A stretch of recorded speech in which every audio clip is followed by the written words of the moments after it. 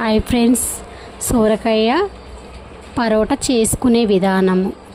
గోధుమ పిండి తీసుకోవాలి, సోరకాయ సన్నగా తురుముకోవాలి,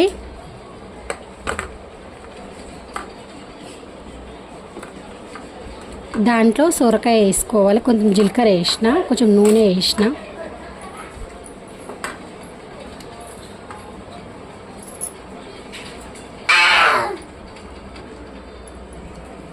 కారము ఉప్పు సరిపోయేంత వేసుకోవాలి.